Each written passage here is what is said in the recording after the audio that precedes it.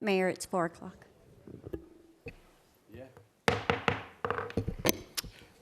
All right, we're going to start the meeting today with our annual meeting of the Public Facilities Corporation. Can we have the roll call, please? The record will reflect that all board members are present. Okay, may we have public comments on agenda items at this time? Any public comments on Public Facility Corporation items? Please come forward.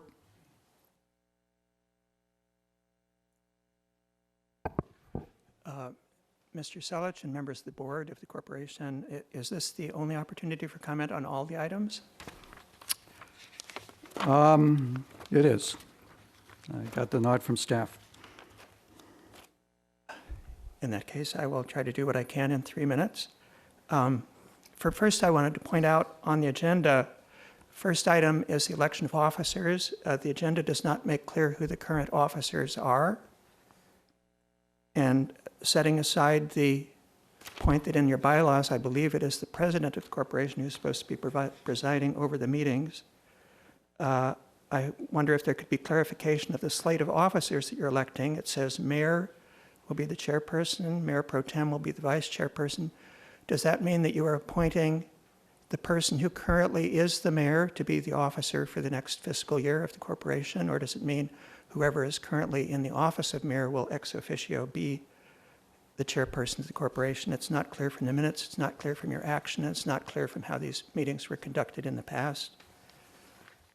Regarding the financial statements, I submitted some comments in writing. I would highlight among those, I think it would be useful to inform the board and the public about the current status of the Build America bond subsidies, which the city website suggests are not coming out quite the way they are, whether we actually have a $7.9 million balance in the corporation account, and whether we're actually only earning $168 interest on that each year, whether in future years we're going to have a much bigger balance as we build up principal to pay off the big bonds that are coming due in the years 2030 and 2040, and also whether it would be possible to disclose more clearly what the administrative and staff costs are associated with the issuing and servicing of the debt. Regarding the amendment of the bylaws, my comment on that, I offered some technical corrections, but I have a more overarching comment about that. In view of this confusion about who the directors are, a great deal of the bylaws is currently many paragraphs of gobbledygook about the possibility that the council may appoint people other than themselves to be officers of the corporation. I think it would greatly simplify life for everybody if you just condense that into a single sentence or two, saying that the officers of the corporation are ex officio the officers of the city council. And then the final comment, I think there should be I guess this is on a non-agenda item, but the comment is I think there should be a standing agenda item for the board at each of its meetings to consider whether there's any way to reduce the burden of the debt on the taxpayers of Newport Beach. Thank you. Thank you. Do you want to clarify his question on the election of officers, just for the record? The election should be for a person to fill the slot until the person's removed. So if you elected to be the mayor, you'd hold the position until next year. Okay, thank you. All right, we'll move on to item D, approval of minutes. Is there a motion to waive reading of the minutes and approve as written? So moved. I'd like to I have a quick question, Mayor Council Denise Oberman. I would like to know if there is an audit that's regularly administered relative specifically to the Public Facilities Corporation and its activities. And if there is not an answer available right now, I would greatly appreciate it if somebody from staff could answer at earliest convenience. Thank you. Thank you. Pardon me? It is, the PFC, or the Public Facilities Corporation, is a component unit of the city of Newport Beach, and therefore it is included in the city's overall financial audit. Okay, thank you. Did you want to make a comment, Barry?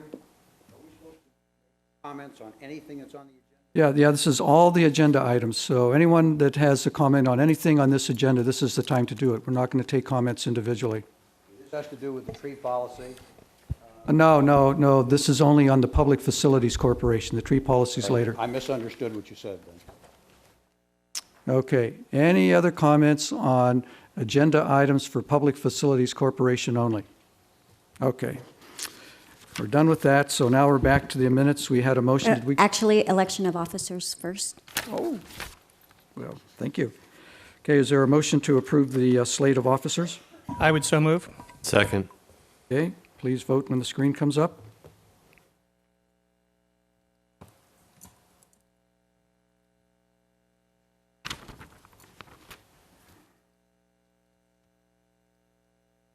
The motion carries unanimously, 7-0. Okay, we'll now move on to the approval of minutes. We had a motion, was there a second? Second. Okay, please vote when the screen comes up. Mr. Mayor, clarification? Yes, Or sir. Mr. Chairperson, since we weren't there, do we abstain? Ooh, good question. We've got 4 new council members that weren't here last year. Have you reviewed the tape from last year? Has anyone reviewed the tape from last year? I was actually in the audience from last year. So if you were here last year, then you can vote for it, if you're familiar with the item. Everyone else who isn't familiar with the item from last year should abstain. Okay, is that clear? If you were here at the meeting, even though you weren't on the council and you heard the meeting, you can vote on the minutes, or if you have reviewed the tape of the minutes, you can vote. Otherwise, you need to abstain. Is everyone clear on that? Okay, please vote.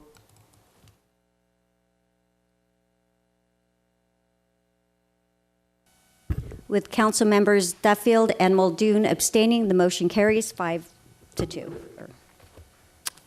Okay, so we'll move on now to current business. The first item is the review of annual financial statements. Dan? Mr. Chair, you have a detailed financial report in front of you. The main transactions of the year is, of course, the debt service payment.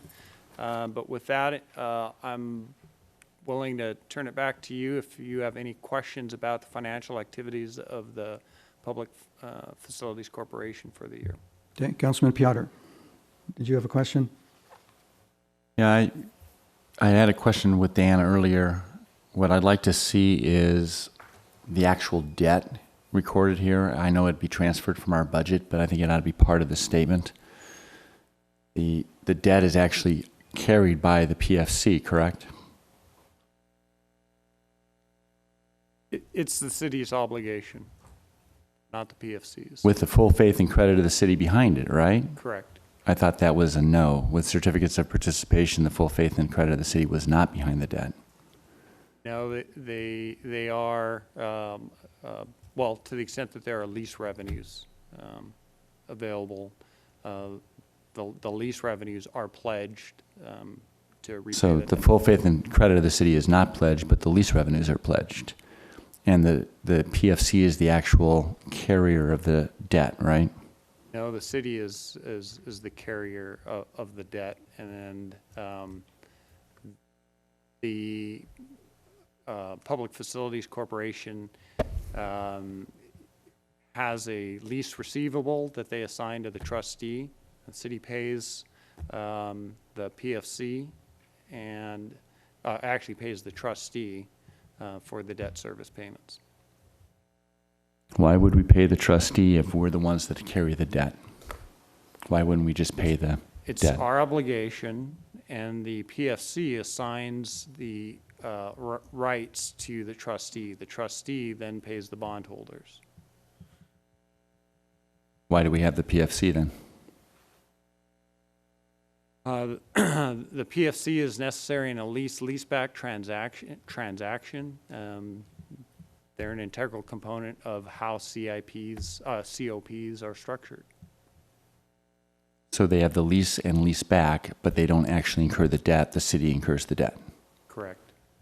Okay, that isn't how I understood it, but I guess the end result is the same. I would like to see, as part of the financial statements for the CFP, the debt that's actually there and that the lease payments are covering. So in the future, maybe we can include that. I know it's late to do that now.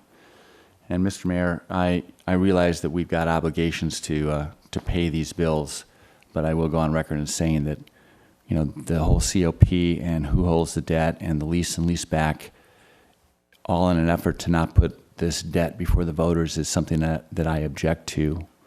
But I will support this because we have an obligation to pay. Okay, thank you. Seeing no other speakers, is there a motion to receive and file? So moved. Okay, please vote.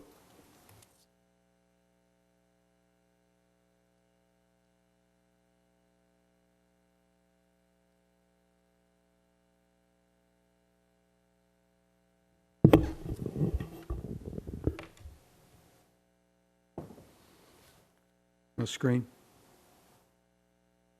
Yes. Motion carries unanimously, 7-0. Okay, we'll move on to item number E3, amendment to the Newport Beach Public Facilities Corporation bylaws. Staff? Yes, Mr. Chair, the bylaws of the corporation have not been updated in 1992. Many of the items were stale, and this was staff's effort to update the bylaws, and we had received some good comments from members of the public, which were incorporated in the latest version of the bylaws, and they're before you for your review and approval. Okay, any questions of staff? The queuing screen isn't coming up for me right now, so. Okay, seeing no questions of staff, is there a motion to approve? So moved. Okay, there's a motion and a second. Please vote.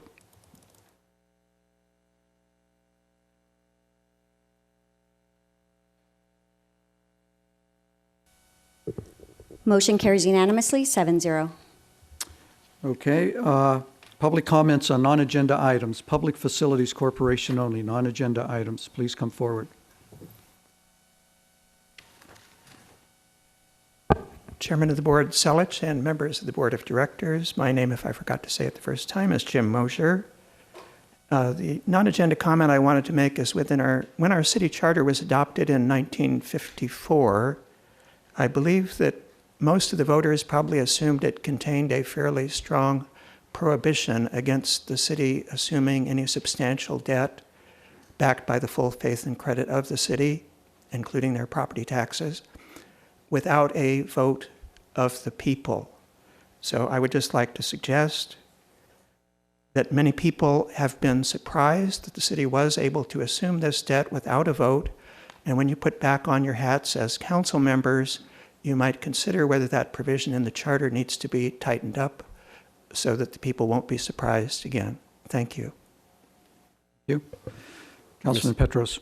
I just would like to, Mr. City Manager, on review, the city issuing debt, when we did a little bit of research, didn't we find that the first schoolhouse in Newport Beach was constructed with debt instruments? And that was without a vote of the people. Didn't we also find that the very first water delivery system within the city of Newport Beach was financed by debt instruments? And that was also without a vote of the people. So clearly many, and those are just two examples of infrastructure projects that are foundational to the city of Newport Beach that have been financed by debt. In fact, it's not unusual for cities throughout the state of California, America, to use debt as an instrument. It's not ideal, it's not always desirable, but it is available. Thank you. Councilman Curry. Just to elaborate on Mr. Petros's point, because there's been a fair amount of misinformation passed around here.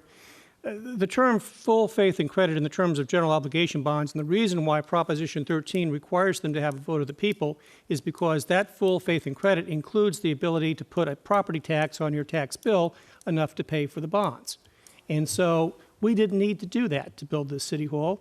We were able to build it without an increase in taxes, which is what we did, which is why we use COPs, which has been the debt instrument of choice for California cities since about 1978, which also is the tool that was used to finance the library just next door. This was the most efficient means to finance possible. It provided for this building. It provided for it without a tax increase, which is what the vote of the people is for when you go to the ballot. And the bond structure is, although Mr. Piotr may not have understood it, is typical, customary, and rated AAA by all of by the rating agencies who looked at our debt. Okay, thank you.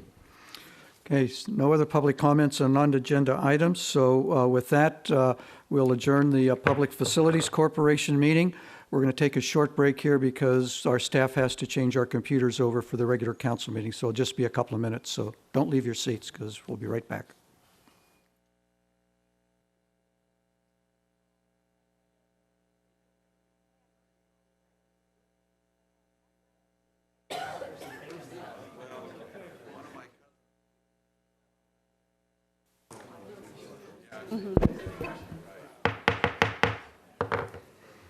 Okay, I'm going to call the study session of the Newport Beach City Council for August 11th, 2015 to order. May we have the roll call, please? The record will reflect that all members of council are present.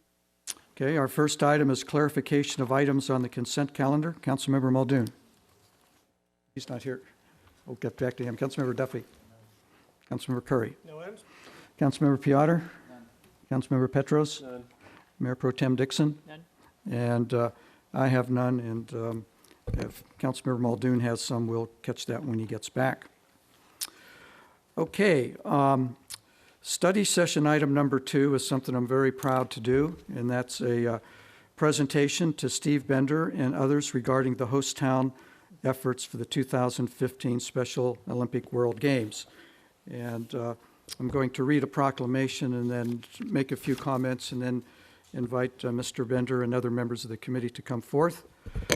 So this is a proclamation of the City of Newport Beach, whereas the City of Newport Beach participated in the Special Olympic World Games Los Angeles 2015 Host Town Program, and whereas Steve Bender and Jennifer Watucky, co-chairs of the Newport Beach Host Town Committee, led a group of business leaders and community members for over 10 months to prepare for the Special Olympic World Games. And whereas the City of Newport Beach Host Town Committee provided housing, transportation, entertainment, food and beverage, and moral support for 136 athletes and coaches from Mexico and 10 athletes and coaches from Fiji. And whereas on July 20th, 2015, the Host Town Committee organized an inspirational Special Olympics torch ceremony at the Newport Beach Civic Center, which included live music, refreshments, and words of praise and encouragement for all of the athletes. Now therefore, I, Edward D. Selich, Mayor of the City of Newport Beach, on behalf of the entire Newport Beach City Council, do hereby recognize Steve Bender and Jennifer Watucky, co-chairs, and the entire Special Olympics World Games Newport Beach Host Town Committee for their hard work and dedication. In witness whereof, I've set my hand and caused the seal of the City of Newport Beach to be affixed this 11th day of August 2015. And I'd just like to say that I am so proud of what this city did for the Special Olympics, and so impressed with all of the hard work that Steve and Jennifer and all of the other members of the committee, our staff here at the city, worked so hard on this. And just to be able to attend the various events that occurred while we were preparing for, raising money, and hosting the Special Olympic athletes was so inspirational to just meet these people and be able to talk with them and really understand somewhat the challenges they face in their lives, and just admire them for their courage and their commitment and their ability to make the most out of their lives. And it was a very humbling experience for me in many ways. And Steve, to you particularly, my heartfelt thanks for all you've done. And would you like to come forward and say a few words? Yes, thank you, Mayor. And I just wanted to thank all you guys for the City Council for originally getting this started, and all the city and staff and all the volunteers.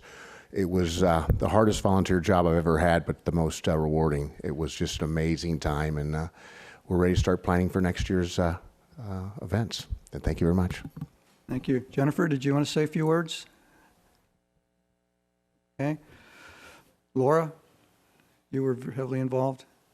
Detweiler? Thank you, Mr. Mayor, and I too share Steve's sentiments. It truly was a gift to us to be a part of this. Our staff played a role alongside Steve and the committee, and I want to thank them for all the efforts they put in leading up to the events and while the athletes were here. True privilege for us to be a part of it, so thank you. Thank you. I'd like to invite all the committee members that are here to come by the flag, and we'll take a photo.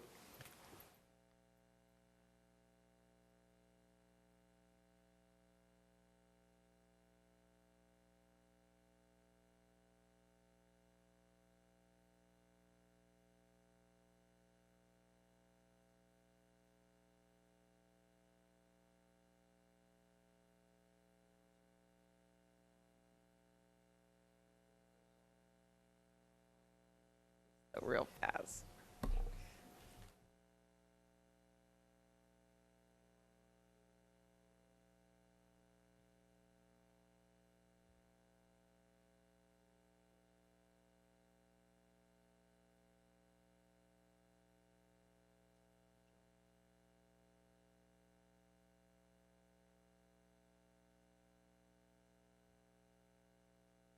Give them all a big hand for their hard work.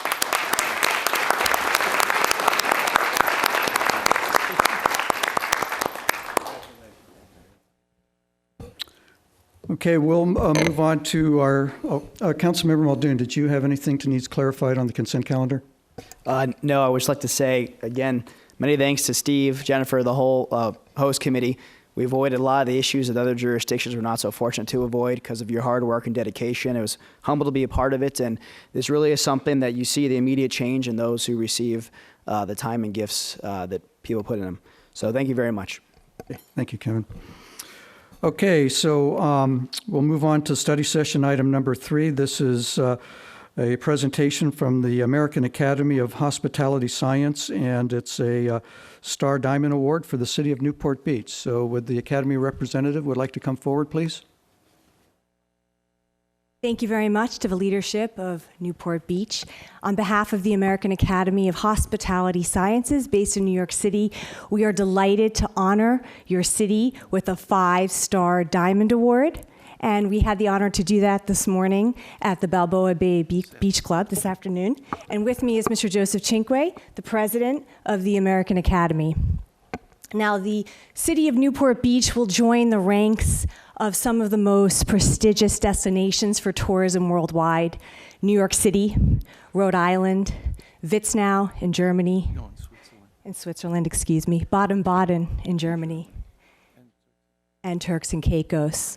But most of all, we honor hospitality, and this city has demonstrated the utmost excellence in its services through boutique hotels, through its convention centers, through shops, fine dining establishments, and of course, all of the service workers here that provide all of their big smiles and open hearts to the tourists from all over the world that visit here. And that's what we intend to do, is even explore that more with the rest of the world, to show them what Newport Beach is all about. We are so honored to feature you as one of the finest destinations worldwide. You'll be featured prominently in everything that we do, and we'll be so honored to also include you in our magazine, Star Diamond World. So we'd like to present you again with the 5-Star Diamond Award, emblemizing excellence here in Newport Beach. Okay, I'd just like to say that Councilmember Curry and myself were at the luncheon where there was an initial presentation of the award, and Newport Beach is certainly honored and privileged to receive this award. And we also want to thank our visitor, Visit Newport Beach, for all the hard work they do in promoting the city. We've certainly seen the benefits of all their work over the past few years.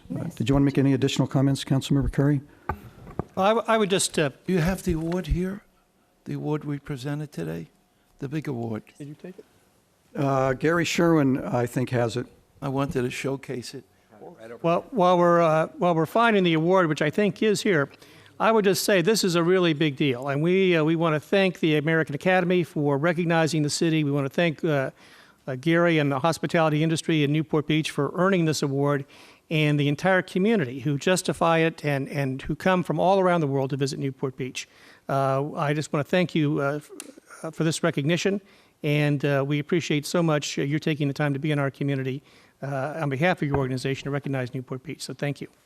Thank you. And it was a pleasure today. And once again, should I show everyone bestow the... Sure. Then I'm going to come down. We're going to take a photograph. And if I may mention, please, as well, we honor the Balboa Bay Beach Club and the winery today as well. So 2 wonderful establishments were also spotlighted here in addition to the city. I feel bad. We were supposed to, when we got here, contact Delta Airlines. The head person of Delta wanted to be with us. But let's hope we have another occasion, because we want to make reciprocal. They would fly in the world travelers worldwide to know more about Newport. So I happen to bring it here. Could I get it? I have to present another time. I'll probably leave it out here for Delta to receive it, because we've been with them many years, and it's a great airline. So we want everybody to just be a part of all this. Oh, there's Newport. I'm ready.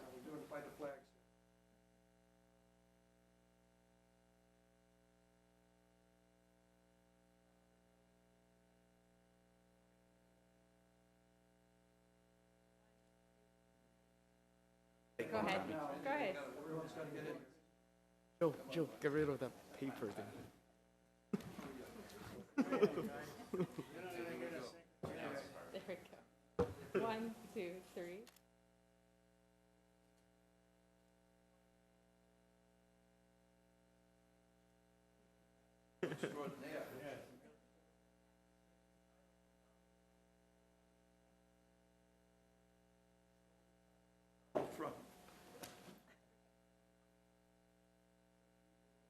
Oh, out there. Oh, boy. Okay, again, thank you very much. I want to just let the audience know that we're now going back to the normal way we do public comments on our agenda items. So we have 2 study session items, and we'll take individual public comments on each one. So our next presentation, or next item on the agenda, is the annual presentation by Visit Newport Beach and Newport Beach and Company. And I think Gary Sherwin is going to make that presentation. Mr. Mayor, I have to visit my special room that they built for me once again, because I do business with this organization. Again? That's why they made the room, Mayor. Does it have a bed? I hope you have some entertainment back there, Councilman Duffy. Okay, Andy. Good afternoon, Mr. Mayor and honorable city council members. I'm Andy Theodoro, Vice President and General Manager of the Newport Dunes Waterfront Resort, and I'm privileged to serve as the chairman of the board for Newport Beach and Company, which includes Visit Newport Beach. Today, we are pleased to present our annual report to you on our performance and activities over the last year. Let me cut right to the point. The success of our organization has been one for the history books, with a record high number of booked group room nights, which has resulted in the highest room rates and occupancy in the city's history. I'm sure you have seen the record levels of transient room tax collection in the city's coffers. Today, we have several members of our board with us to help validate that point. On your screen, in a minute, you will see our full 24-member board of directors who represent a wide selection of our business community and city leadership, and it goes way beyond just those of us in the hospitality industry. We are grateful for their service and their hours they devote to our organization.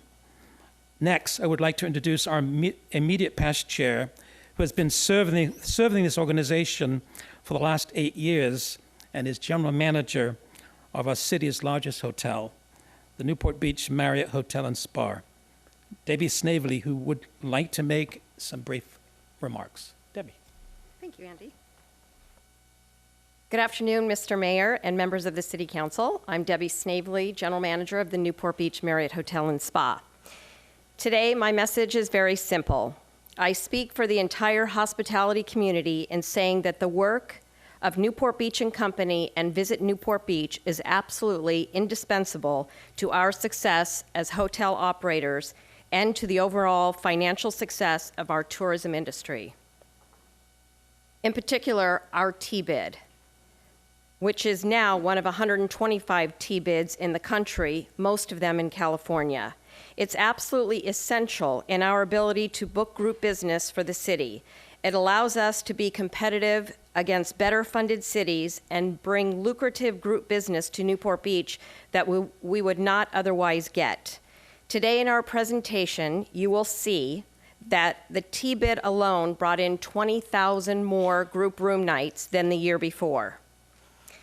This is a powerful program, and it works for all of us and brings a lot of the transient occupancy revenue to the city without costing the city a penny. This organization also assists us with the important markets that we cannot reach on our own, including international, specifically China and the Middle East, which are growing markets for Newport Beach. Even though we at Marriott are an international hotel company and we have other similar companies in the city as well, there are things that benefit our businesses that cannot be done other than through Visit Newport Beach. We absolutely depend and rely on this organization, and we have always appreciated the city's support with our efforts. As a final note, as part of the governing board for several years and as the immediate past chair, you can rest assured that we in the hospitality community look at this organization's finances every month. We evaluate their performance metrics, and we have an oversight that is not dissimilar to the level that I see in the private sector. And believe me, we at the property level are examined very closely. You can be assured that the governance of this organization is sound and best reflects the interests of the city of Newport Beach. We are an organization that is entrepreneurial with a strong focus on the bottom line. Now for our presentation, I'd like to introduce our President and CEO, Gary Sherwin.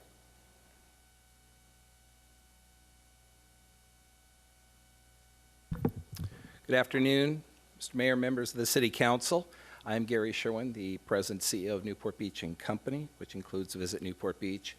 And I want to thank you for the honor and privilege of marketing this incredible community. I know that all of our residents who are privileged to live here appreciate the kind of quality of life we have and this aspirational lifestyle that we go out and tell the world about.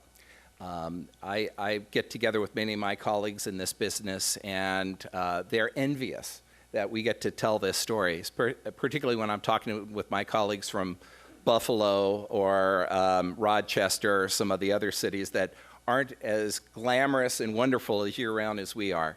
This is a truly extraordinary city. And I know that our team is very proud every single day to go out there and tell that story to bring more people to this fine community. What I wanted to do today, and I've only got 20 minutes, and there's a lot of ground to cover, and I'll certainly open it up for questions afterward if there are any, is to really kind of walk you through a little of our organizational structure as well as the things that we've done, and I'm going to share with you some of the metrics in which we use to gauge some of our success. And it'll give you a little bit of a oversight and sort of a understanding of where our performance has been as a industry so far the year. So this is our organizational structure. Visit Newport Beach has been an organization that was originally founded in the 1970s at the Chamber of Commerce. It was spun out as an independent 501c6 in 1989. It has been governed by a hospitality group of individuals, and it was originally funded through 18% of the TOT. That organization still exists and still operates, but we made one big change beginning in 2009. And that was the industry got together, developed a strategic plan. We said the city has been very generous to us, but in order for us to accomplish what we need to do, we, the industry, want to step up, and we want to assess ourselves and create an additional funding mechanism to supplement the marketing initiatives. And that is the creation of the Tourism Business Improvement District. It was created, as I said, as right in the middle of the recession when the industry was really hurting, and they said, we're going to create this so by the time we're at the end of the recession, we are sailing. So the industry stepped up. At the time, it was 6 hotels, the 6 large hotels, and they said, we will assess ourselves 2% to invest in bringing more convention room nights to the city. We will then partner with the city on this and create a funding mechanism that will allow us to staff up our sales efforts, do additional outreach, ultimately book more room nights. That effort was such a success, in fact, that the T-bid hotels got together and said, at the end of the 5-year period, this has been such a success that we actually want to re-up this T-bid. We want to do it for 10 years, and we want to increase it from 2 to 3%. And the Island Hotel, which hadn't participated initially, said, we want in on this. This is a good deal. This is important. Last year, the City Council approved that agreement, as well as an extension of our agreement on the TOT side. So we actually have 2 agreements, one that specifies the 18%, and the T-bid, which is the 3% for those hotels, which also includes the dunes. Right now, we are forecasting that the T-bid will generate probably about $4.3 million. Again, we're estimating this year that the TOT will be approximately that amount. So the industry is voluntarily assessing itself. And again, it is a pass-through, but it is still they're responsible for the money. So it's almost a 50-50 partnership in the overall marketing of the visitor industry. Also want to add that both from the TOT side as well as the T-bid side, that we do not receive, through Visit Newport Beach, any resident tax dollars. That's very important. The hotels are the taxpayers in this situation. The city keeps 82% of the TOT. The rest of it goes to help promote the city so we can generate more TOT, and then the hotels on their own voluntarily assess themselves to 3%. And the difference with the T-bid, and Debbie kind of highlighted there are 123 of them, is that if the hotels decide that the T-bid is not working, they have the power, 51% can say, we don't want this anymore, and end it. So it is under their control. That's why we call it a voluntary assessment. Once they're in it for 10 years. But if they want to dissolve it because it isn't working, they have the right to be able to do that. So that's Visit Newport Beach, and that's how we both market on the group side. The T-bid is totally focused on conventions, and we're going to show you the results of that effort out of this presentation. The other part of it is our leisure marketing activities. That also funds all of our leisure guest marketing that helps support the small hotels, helps support Crystal Cove, helps support even home rentals, and it also funds our international initiatives as well. The other part of this is Newport Beach and Company, and quick history, and we're going to show you a graph of how that works in a moment. But really, this came out of discussions with prior council members and city staff saying there are organizations here in town that frankly need marketing help. They're good people running them in terms of the board, but they were kind of operating in silos. They had limited budgets. They didn't really have marketing expertise, and the understanding was, well, you guys have the marketing infrastructure. Maybe you guys can step up and create a mechanism to help provide guidance, not to disempower these groups, but to provide that expertise, knowing that you're a nonprofit entity, your job is to promote Newport Beach, and maybe we can try to find a way to aid in the professionalism and create some synergies throughout the community. Out of that is really why we created this umbrella organization. And the reason for that is that the Visit Newport Beach people on our board said, we love what's going on with Visit Newport Beach. We don't want to change that. If we want to create something that includes that, create something a little bigger, then let's do that. So Visit Newport Beach has not changed. Our board doesn't want it to change, but it is now part of an integrated marketing entity. And that's really what we are. We are your marketing company, and everything that we do promotes Newport Beach. So hopefully that provides a little bit of clarity in terms of our overall structure. And I'm going to get into a little more of that in a moment. I do want to have a quick little brag point here, and that is, like hospitals, like universities, our industry is an accredited industry. There are about 1,400 destination marketing organizations in California, or actually in the United States. The Destination Marketing Association International, based in Washington, D.C., is the accrediting organization. This group actually creates standards, rules, compliance that cover everything from operation to governance to quality of marketing programs. we have to comply with 58 mandatory standards. We were the first DMO, and that's what they call us, Destination Marketing Organization, DMO, in the Western United States to receive our accreditation. We came before LA, before Las Vegas, before San Diego, before Anaheim, before San Francisco. We were the very first one to receive it. And of the 1,400 DMOs, there's only about 200 of them that have actually received their accreditation. So we're really proud of that. That took a lot of work. Additionally, we have a certification program. It's sort of like a CPA. It requires a couple of years of study. You have to prepare papers. You have to do sort of a thesis at the end of it. And our entire top management team has completed this effort. We just had 2 of them recently completed, and Doug McLean, who is our CMO, just went through and just received his accreditation or his certification, along with Michelle Donahue, who heads up our sales team. Last year, our CFO, Leslie Swain, did, and I did in 2008. But we did this to demonstrate our professionalism and our commitment to the profession, and ultimately, hopefully, give you a level of trust that we're operating at the very highest industry standards that we can aspire to as well. So let me talk a little bit more again about Newport Beach and Company and how all the pieces kind of come together. So Visit Newport Beach, we talked about that as the marketing team. Again, nothing has changed there except that we've taken the marketing team that was just with Visit Newport Beach, as well as myself and the CFO. We've all moved up now to where they call the brand marketing team. So we're now working for everyone with Newport Beach and Company, not just Visit Newport Beach. Everything else stays the same. So when you see money going from Visit Newport Beach to Newport Beach and Company, it's the same money. It's just now being transferred so that we can support the umbrella organization. Next to that is Dine Newport Beach. That's the Newport Beach Restaurant Association, and they contract with us to provide marketing services. As you know, they were doing it on their own for a number of years, with a little bit of mixed success. They now contract with us to do all their marketing. Their board still exists. They still oversee what the programming. Their funding supports that programming. We insisted they do a strategic plan. They've hired a full-time dedicated person who works for us, paid by them, but they're in our office, Polly Peak, to manage that program. And we're going to tell you a little about the results of what we got out of that program since we've been working with them now a little over a year. Celebrate Newport Beach is the Christmas Boat Parade. And I think we all acknowledge that the Christmas Boat Parade is one of our most prized assets. It has historically been owned and operated by the Chamber of Commerce, and that's terrific. And we've provided some marketing support.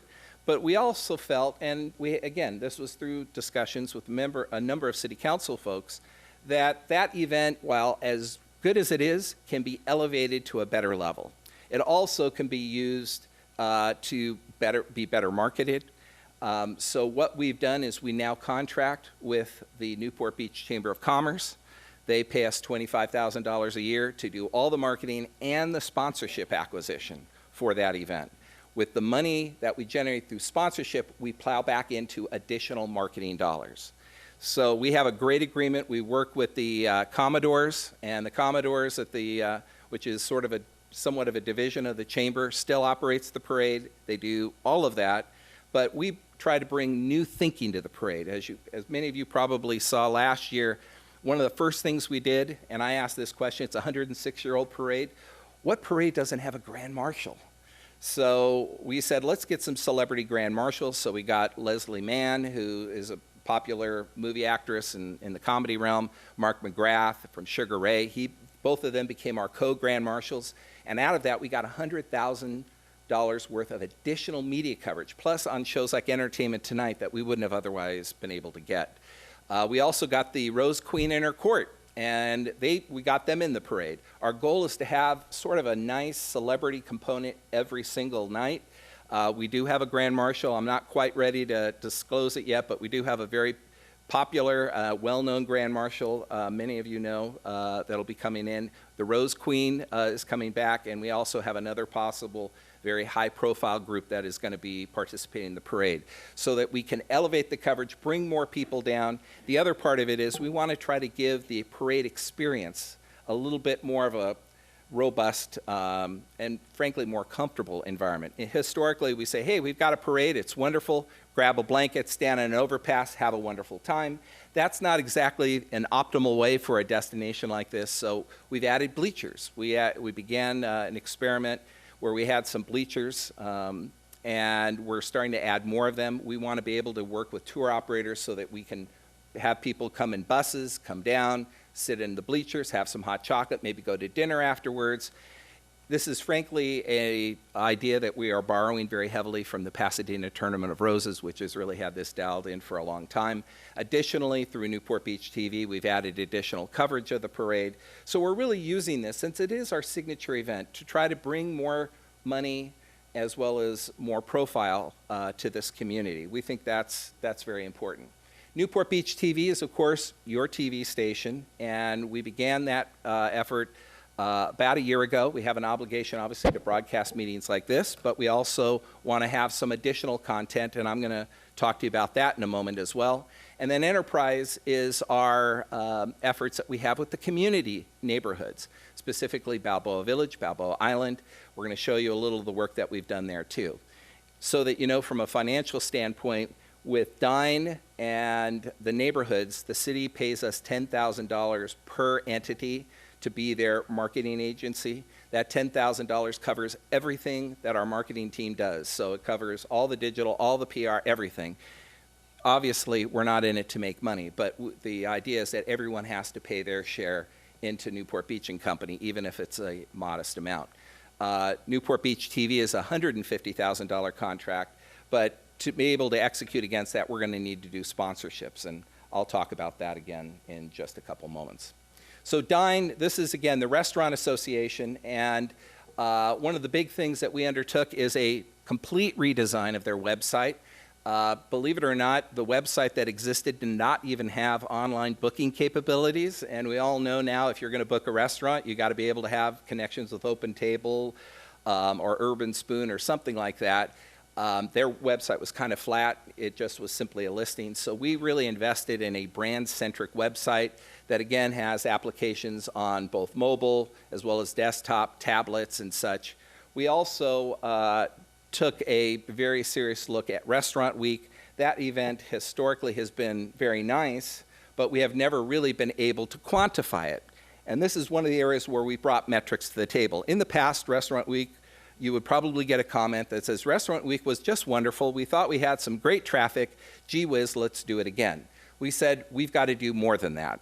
So with our friends at OpenTable, we were able to get a lot of new data because we were striving to drive people to the website to actually execute and make a purchase.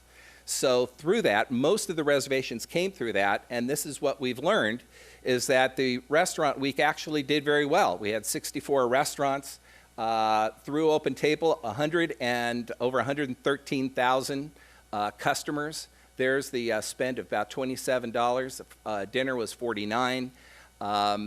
There's the breakdown in terms of both lunch and dinner, and you can see the revenue that was generated per restaurant through this program. So we're very excited about being able to kind of drill down into this because, again, this had not been done before. We also were able to go back to these folks and find out, is Restaurant Week a flash in the pan, or is in fact going to help us generate new business during non-Restaurant Week? And as you can see, 91% want to come back next year. We had a huge number here of 68 tried a brand new restaurant, and people were very satisfied with the value and certainly would recommend it to others. So this is just one example of the kind of metrics we're trying to employ on this. And of course, the good news here is the overall spend through Restaurant Week. Again, this is done through our friends at OpenTable, so this was not necessarily reported by the hotels, but by the third-party sources, $4.6 million in spending, which isn't bad for a program that was invested in less than $100,000. Yes? A quick Mayor question. Pro Tem. Thank you, Gary. I know you just got on with OpenTable and the data, but can you give us a rough comparison of what were some of the key data points for 2014 to show the improvement? Well, we didn't have any involvement in the 2014 program. That was actually outsourced to a San Diego company. And we were not working with the Restaurant Association in terms of developing this. So if you're asking for data like this this is the first time you've ever been able to have that. And that's one of the reasons why we wanted to get involved in this, is to be a little more data driven, because as I said before, there was a lot of, well, we think there was a lot of traffic, but we weren't able to quantify it. Okay. So enterprise are the neighborhoods, and many of you are involved in the neighborhood groups, I know. Recently, within the last year, we've started working with Balboa Island. I know Mayor Selich is very close to that group. We have since created that new mark, that logo, which again, the Merchants Association has approved.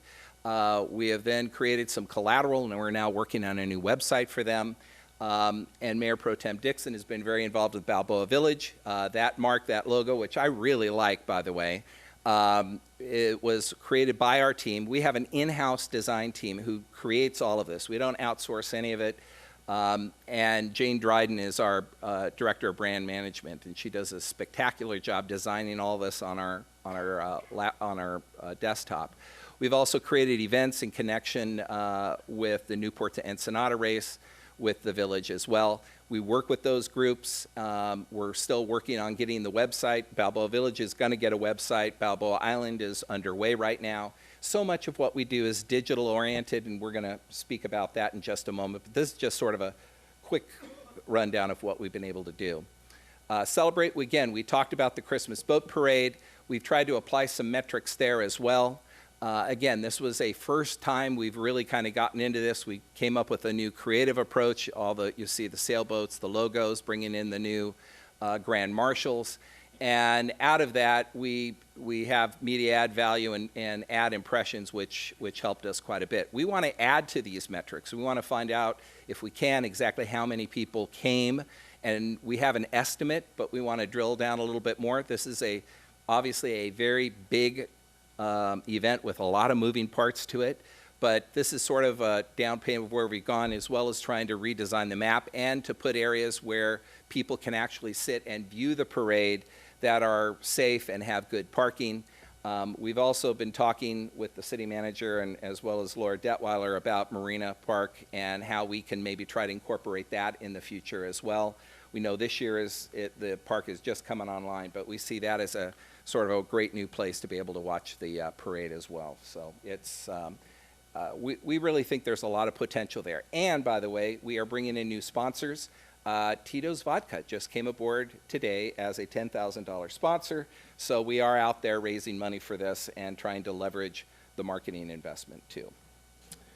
So Newport Beach Television, and this has been one of the more exciting experiments. I think it was probably almost a couple of years ago when I received a call from the city manager saying, you know, we've got this thing and it's really great, but you know, we're city people and maybe it's really more of a marketing initiative. Now, we looked at it and we said, well, broadcasting city council meetings isn't necessarily a marketing initiative, but if you look at it as a mechanism to create rich video content, then I think we have a wonderful opportunity.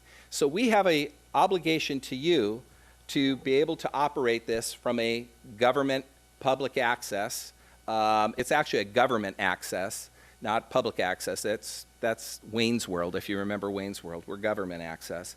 And so we have an obligation to cover all of the public meetings so that we are in compliance with the contract that we have with you. But in addition to that, we see this as something even more exciting. Those of you who are savvy in marketing know that right now, video is driving everything. And so we want to double down on developing rich video content. So this year we started that. We've added some shows. We're going to show you some clips that we've done. Not that we're keeping all the shows, particularly the ones with me, but we're going to try to really enhance some of that content. In addition to that, we've just hired an in-house videographer who's going to go around town to create that rich video content that we can use not only locally here, but that we can repurpose and use on our visit site, our dine site, celebrate site, because again, the more video we can get in that is tightly edited and very timely, the more our messaging is really going to get out there. So that's where we're going, and we're also going to try to have an online portal, so those people who are not privy to getting the channel and they're external, we can create a lifestyle channel that tells the story of Newport Beach So it will have its own domain, its own website, but it will feature this wonderful, rich content. And then finally, we need a production facility for this. You have a wonderful facility in back with a lot of great team back there, but we don't have a place where we can actually do productions, where we can do voiceovers, where we can sit down and edit. So we're actually in the midst right now of completing construction on new Studio 1600, which will be open by Labor Day. This is actually thanks to our friends at the Irvine Company that gave us some space and some TIs that allowed us to furnish it at no cost to us. But we're going to be able to have a full-service TV studio available to everyone here and city staff, available to the community, and we'll be able to create some rich, great new content. So let me give you a recap here of the videos and some of the things that we've tried to do, because while having government programs are very exciting for a lot of folks, we also wanted to try to help use this as a way to engage our residents, educate them about restaurants, educate them about some of the local history, educate them about places where they can work out, places of wellness. So this is sort of a very short, quick highlight reel of what we've been able to put together over the last year.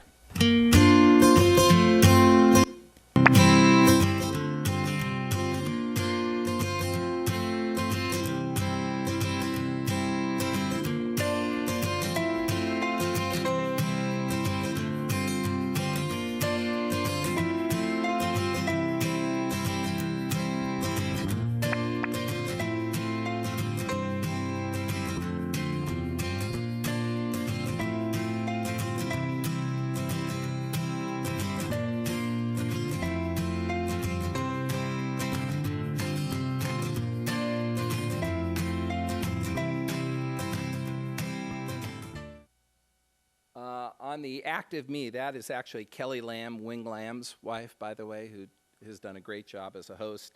That Sherwin guy, we're going to can, though, because he's an embarrassment. But the other shows, I think we're going to try to keep in some form or another. But we're retooling a lot of that. Again, the Studio 1600, it is going to be just off our lobby.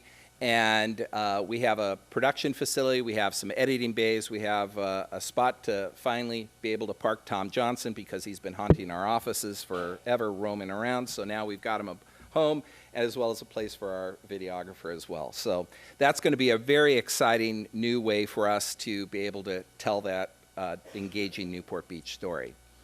So let's talk a little bit more about Visit Newport Beach and some of the things that we're going to be emphasizing, as well as what we've done in the last year. I mentioned that digital is driving everything.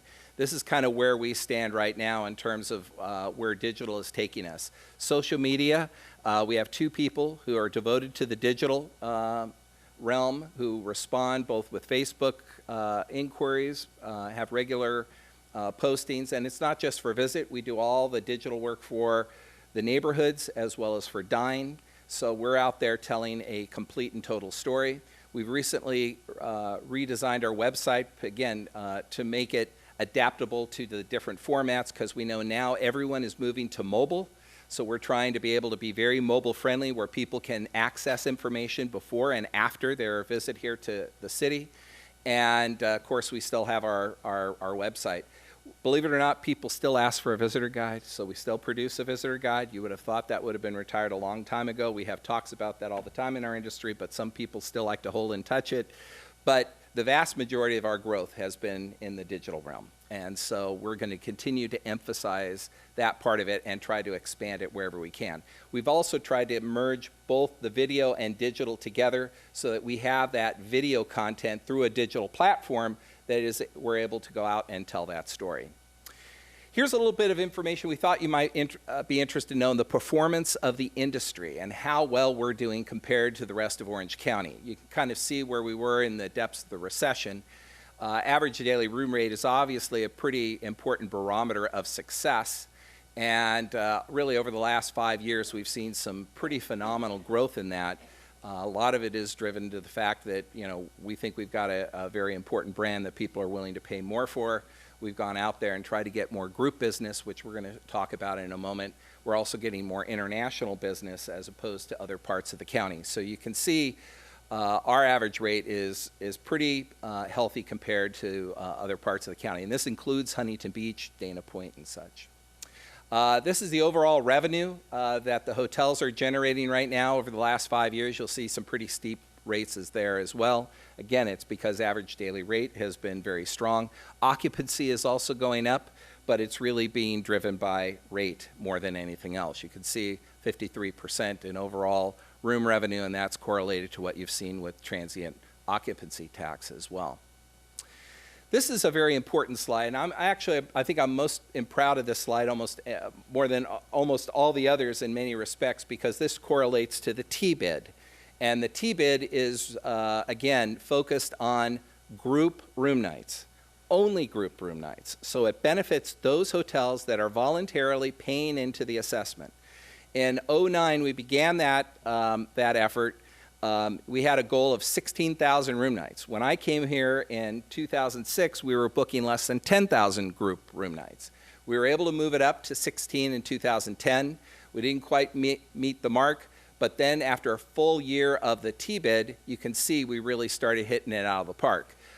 In 2011, 2012 is when we booked the BCS group that came early last year. We thought 28,000, that's BCS. We'll never see those numbers again. But sure enough, our team went ahead and they actually exceeded their goal, booked 30,000 the following year. Then we really started taking off. And this is when we started, again, we had a goal of 37,000 room nights. We moved up to 56. And this year, given that we had an additional 1%, we had the Island Hotel, we really took the goals up.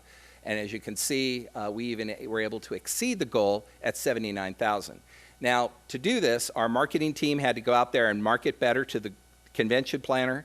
Our sales team had to go out there and knock on more doors, meet with more people. And I want to be very clear about this. This is just our production. This is not the hotel's production.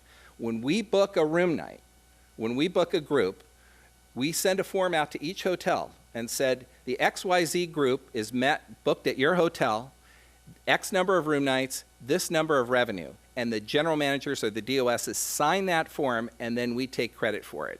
So if the hotels don't think we booked it, we don't get credit for it. Mayor Pro Tem, did you have a question for that? Okay.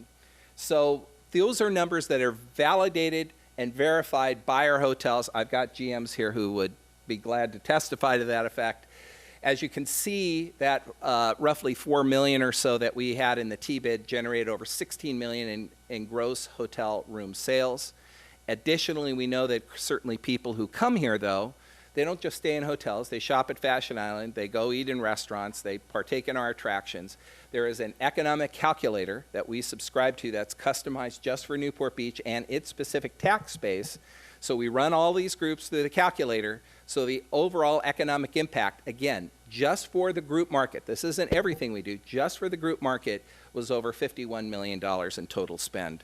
That we were able to generate in the last year, which is about a 431% return on investment, which sounds like a really crazy number, but it is true. And again, I've got hotel people here who will call me out if in fact I'm wrong about this. But as you can see, that T-bid generates real money, and because it is a pass-through and doesn't impact your general fund, this is all additional money that the city has no investment in having to fund.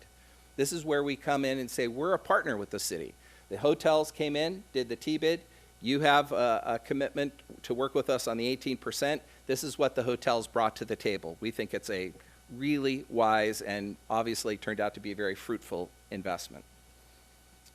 I also want to mention one thing, too. I did have a conversation with Councilman Piotr, and he said that one of the things that you wanted to take a look at is the value of the harbor as an asset, because you're going to need to make some important investments there in terms of infrastructure, but no one really had the answer to what is the harbor worth, what is its true value as a visitor attraction, and maybe we need to find a way to quantify that. And I think it's a great idea, and we've agreed to kind of work on that. We're working right now talking with destination analysts. Councilman Piotr suggested maybe we bring in an academic institution. We're certainly happy to look at that too. It's going to be very important that we ask the right questions. We want to work with the Harbor Commission. We want to work with city staff. The goal is to have this done hopefully as early as possible next year before you go into your planning session. February is really late. I know you do your planning session usually in January. We're going to try to get it for you as soon as possible. But we think this is a worthwhile study, and it's important as your marketing agency for us to know the value of your most important asset in the community. So we want to be able to do that. So I think that was a great idea from Councilman Piotr. One of the things people ask about is our brand, and how do we sell Newport Beach? What are the messages we're out there conveying? And one of the things that we've done is we've developed this brand promise. This was done about 6 years ago. It was done through research. We had focus groups, we had studies, and these are the words that we heard describe this unique community. This word coastal fantasyland sounds very marketing-ish, but it came from the people we talked to. The taste of the perfect life, which we think it all is. That again came from the people in the survey. This friendly, sophisticated, aspirational lifestyle. We don't sell Newport Beach as a monolith. We talk about the uniqueness of the neighborhoods, how important the neighborhoods are, both in terms of attraction, because we know there are people who love Balboa Island, but for whatever reason aren't comfortable going to a fashion island because they would rather be in shorts and flip-flops eating a Balboa bar. That's great. We tell that story too. This is a multifaceted community. For a little community, there's a lot of parts to it that appeal to a wide variety of interests. So this is really what we talk about, and these are the words that we use, this combination of affluence, quaintness, casual glamour, the attention to detail. And that's an important point too, because when people come here, they say, this community looks and feels differently than what I've left behind. A lot of it is due to our friends at the Irvine Company that are really good at taking care of their assets in the community. But I'll also give credit to all of you, because the investments that you've made in quality infrastructure to keep this city looking and feeling the way it looks is important for us to be able to continue to promote it. That's really important. And I remember during the depths of the recession, I talked with the city manager. He says, well, what do you think I shouldn't cut? And I said, those things that make us look the way we look, because that's central to our brand and to the experience. I think you've all had friends and relatives, when they arrive here, they know they've come to a very different place than what they left behind. The way the medians look, the way the roads look, the aesthetics, all of those things are very important. So I want to applaud you for making those investments down the road. But how does that feel? How does that look in terms of marketing? So we have a brandscape video. This is not an ad. This is designed to be used internally by the community for the taste, the texture, the flavor of how we sell Newport Beach. Again, this is using B-roll, so some of the things you're going to say, well, is that really Newport Beach? It may or may not. Again, it's designed to create an atmosphere and a sense of how we tell our story. This is not seen by our visitors. But we thought it would be useful for you because our marketing team is using it, and so is our marketing partners throughout the community. And I think you'll find some messages here that you can connect with.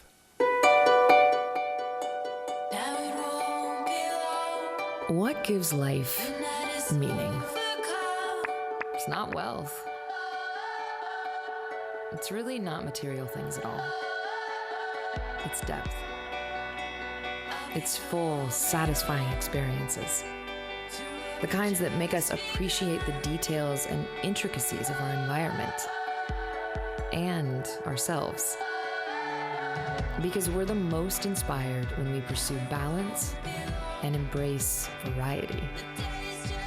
The secret is to engage all of your senses, rewarding each one with vivid textures, tastes, sounds, and scents.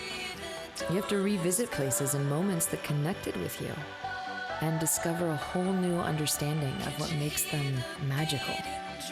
This kind of fulfillment isn't easy to come by, but you can find it in Newport Beach.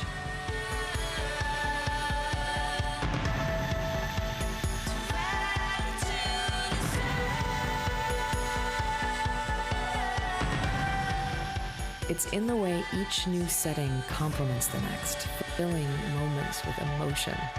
The way the laid-back vibes of the beach accent the alluring history of the harbor. How the eclectic open-air eateries balance the lavish gourmet restaurants. How the residents and visitors represent a world of backgrounds and passions. yet each one of them shares something. A longing to indulge every cell of their being with the most enriching experiences, both simple and refined. That's the definition of living well.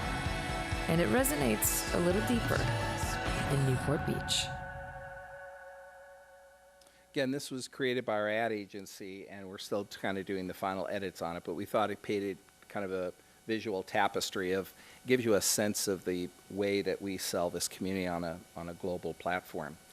Speaking of which, as I close off my remarks today, I want to explain a little bit what we're doing internationally, because that, again, is very important. When I meet with the folks, particularly at Pelican Hill, I say, how can we best serve you? They say, please stay international, because they're seeing so much business now from the Middle East, from China, and is now spreading throughout the community. I know Debbie has seen Middle East business, the Island Hotel.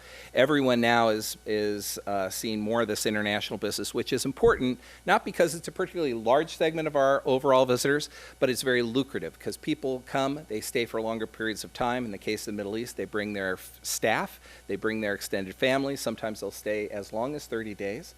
And they obviously are not rate sensitive, and they do like to eat in restaurants and shop at Fashion Island. So we think that is a wonderful thing. We have an office in London. That is a Newport Beach office, and we're going to show you an initiative of what we completed there earlier this year. We also, through the Orange County Visitor Association, this is a regional marketing entity that we have created along with our friends in Huntington Beach and Laguna, Anaheim, Disney. We have offices in Dubai, and we also have offices in Shanghai and Beijing. China, by the way, is now the largest international market into California, over 800,000. Wasn't even in the top 10 6 years ago. So we're now seeing a lot more business coming from that area. But one of the things we have always had a long-standing commitment to is the UK market. It has always been a very strong market for us. We've done everything from wrap cabs, which I think Councilman Curry took one of the cabs during a trip that he had to London. We've done a number of things. We've bought the windows at Harrods department store. But this year we decided we were going to do a partnership with our friends at the Newport Beach Film Festival. And that festival obviously has done some amazing work. Greg Schwenk, I have to give a lot of credit to. In the 16 years he has operated it, that thing has really elevated. And now we decided we're going to take it on an international basis. So Greg developed a relationship with the Weinstein Company, and you probably are familiar with the film The Imitation Game that was nominated for Best Picture. Benedict Cumberbatch was in it, as well as Keira Knightley. And they agreed to let us work with them in hosting the opening night party for the BAFTAs. The BAFTAs is the equivalent of the British Oscars.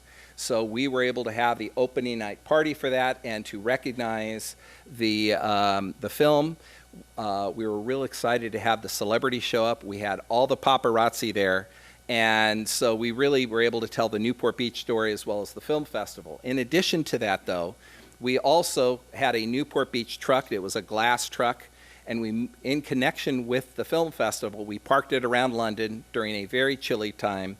It was heated, it had sand. In the back was a diorama of Crystal Cove. We had people on the street coming in, sitting down, taking a selfie, and when you took the selfie, it looked like you were in Crystal Cove. They posted on Instagram. It went viral. We also gave away a trip to Newport Beach as a result. So we have a very short video that kind of gives you a visual of what I'm talking about.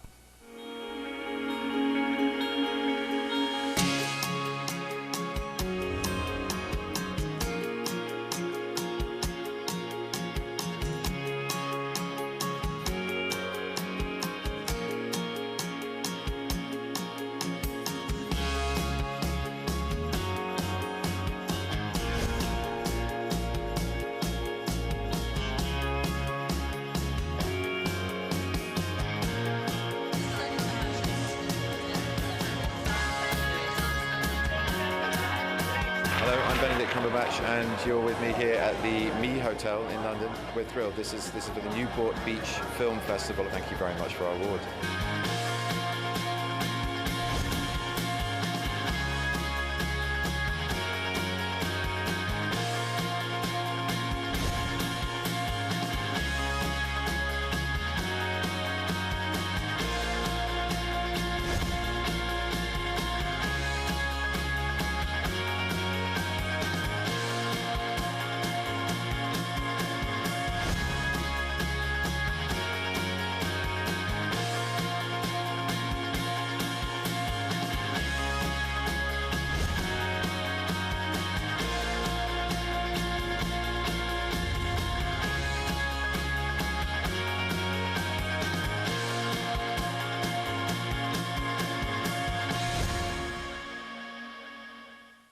You'll see there one of the parts of the promotion, as well as Greg Schwank and I were in a small radio studio together, and for a full day we did radio interviews literally all over the country. We had an engineer saying, you're going to Birmingham, you're going to Edinburgh, you're going on the South Shore, and we did half-hour interviews with a variety of stations. He talked about the film festival, I talked about Newport Beach. We had a wonderful rapport, and that got us a lot of exposure. In addition, you probably saw Movado Watches. Movado Watches came aboard as a paid sponsor. We did in-store promotions promoting Newport Beach and the film festival in all of their standalone stores around London. So it was a great opportunity for us to be able to do that.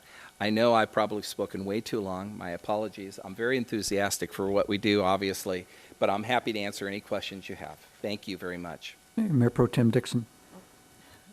Thank you.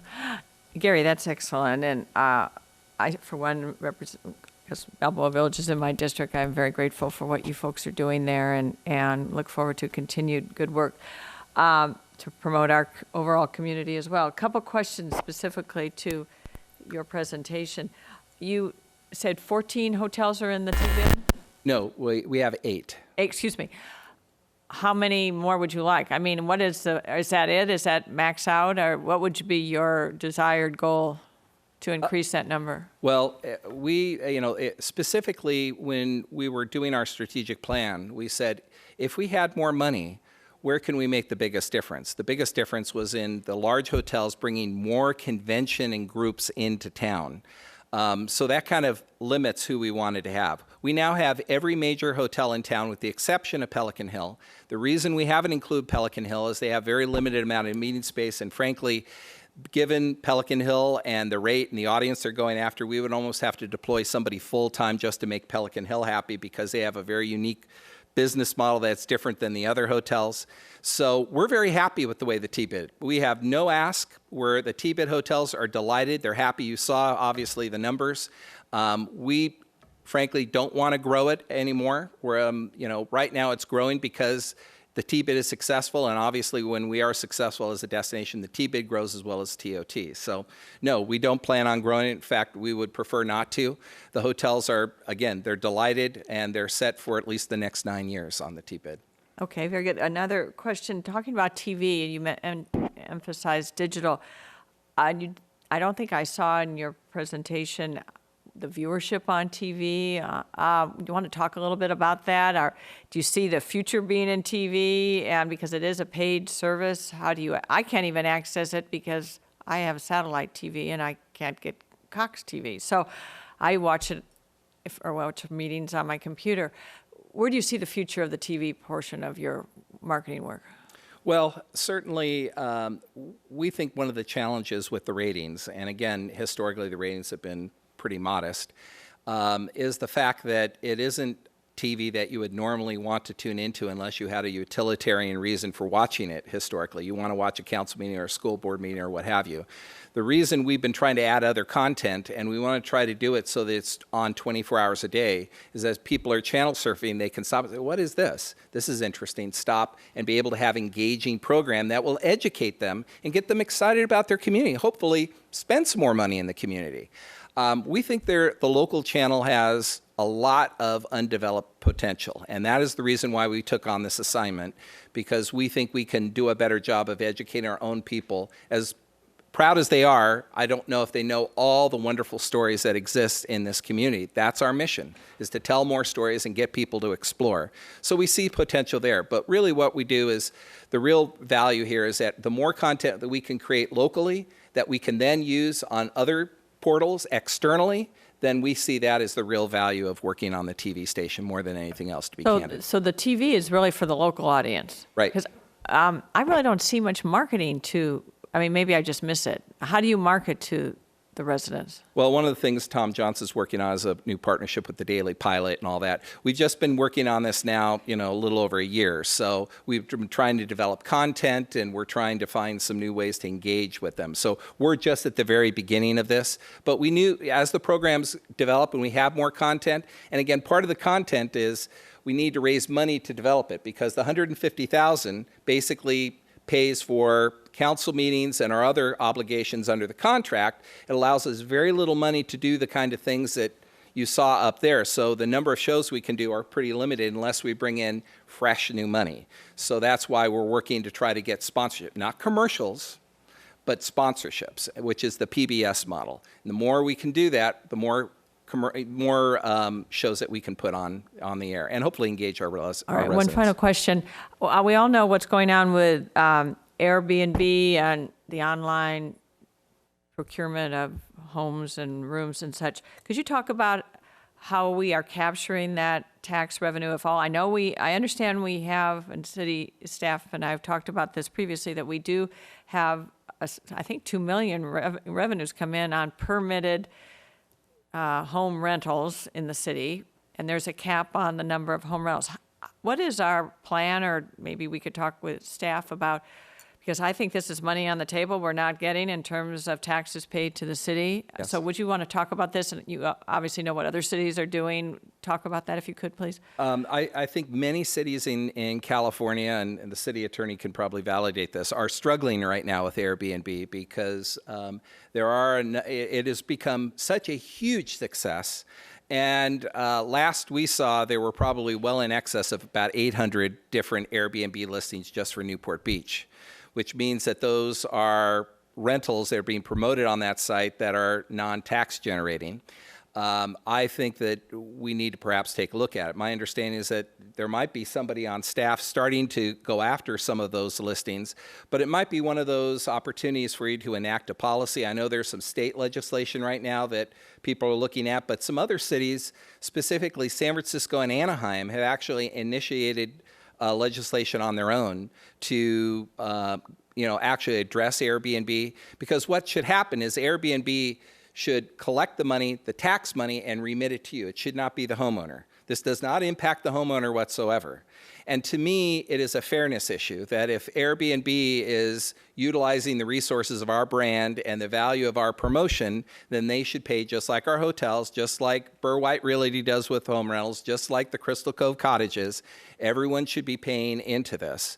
I think there's potentially millions of dollars in TOT that could benefit the city.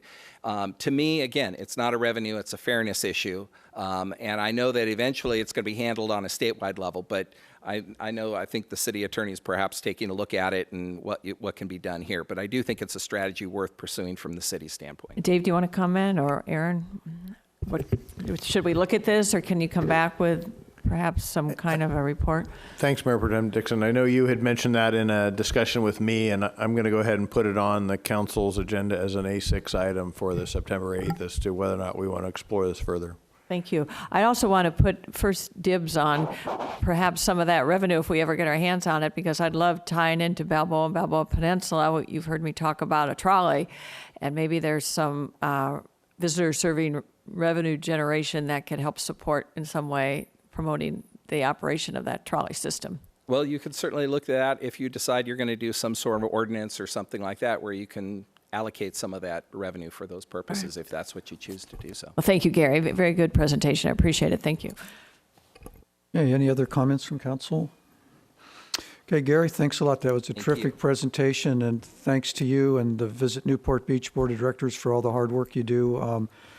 The proof is in the pudding and, the results that you showed in your presentation, so good job. Thank you very much. Okay, thank you. I agree. Good job, Gary. Okay, public comments on this item. Any public comments, please come forward.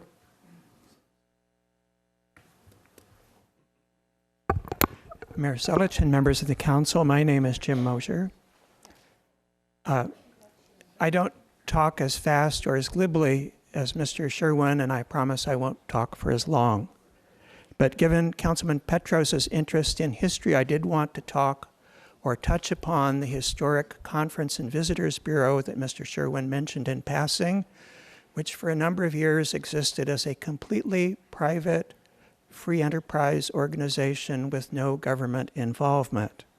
And as this is a study session, and as some of you are interested in history, I wish all of you could study the remarks of former Councilman Strauss, starting on page 16 of the 20 pages of minutes from the February 9th, 1987 meeting of the City Council, when that historic organization having difficulty getting its members to pay fees in for the supposed benefits that they were wanting to receive, came to the council hat in hand, wanting the council, the city, to act, as in Councilman Strauss's words, a collection agency for the hotel agency.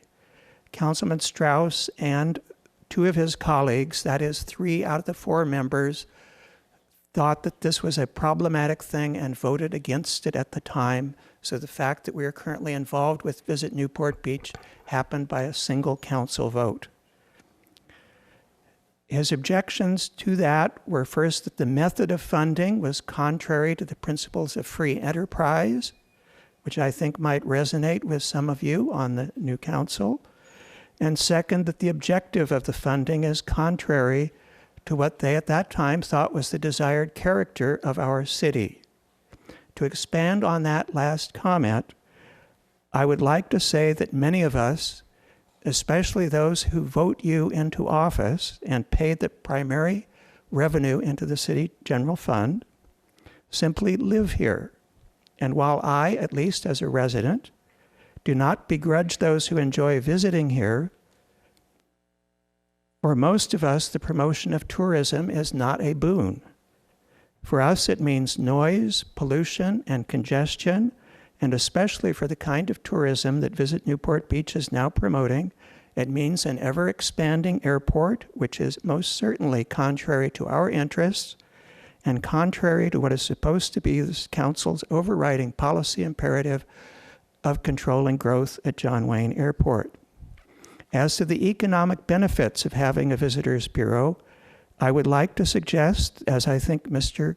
Sherwin alluded to, we are blessed with a city and a natural environment that probably sells itself.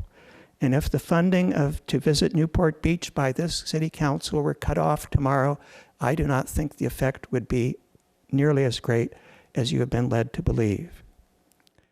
And as to the return on the investment we're supposed to get, all I can say, I haven't seen the check in the mail.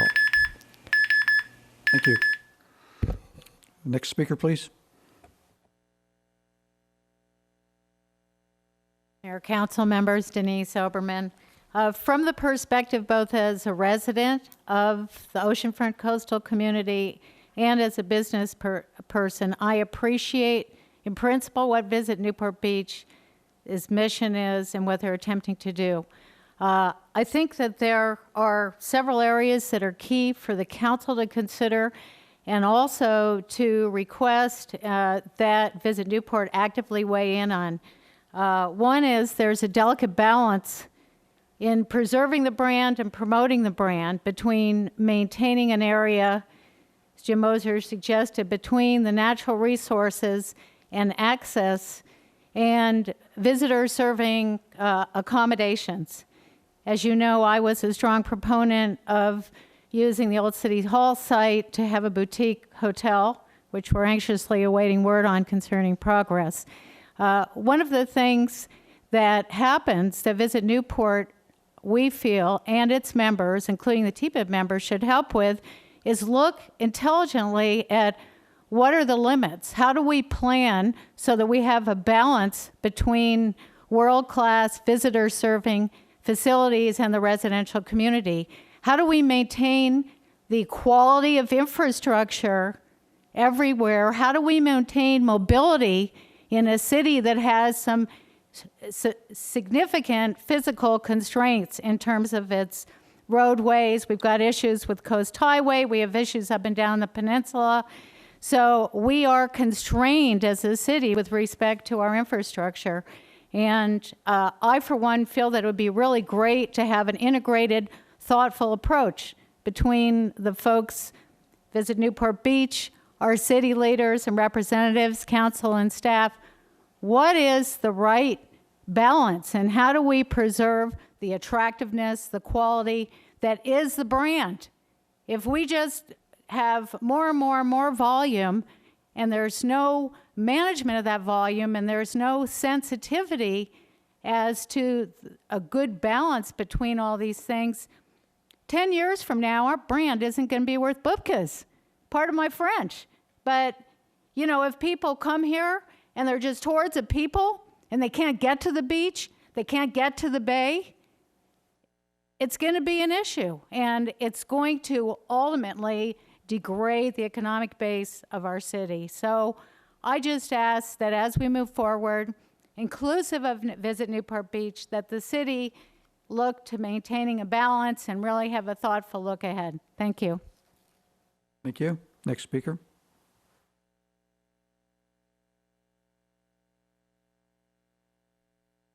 Linda Klein, Lido Isle. I just wanted to comment on the television station concept. We are a town of a little more than 85,000 people.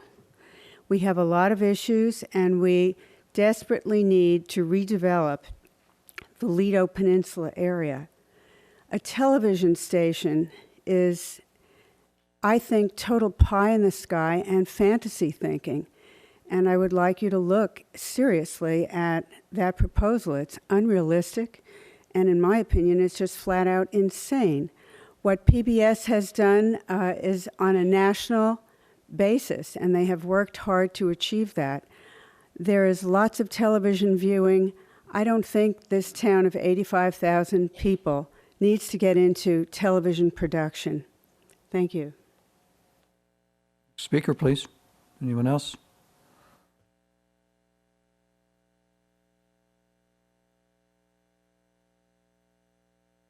Good afternoon. My name is Laura Curran. I live in Corona Del Mar.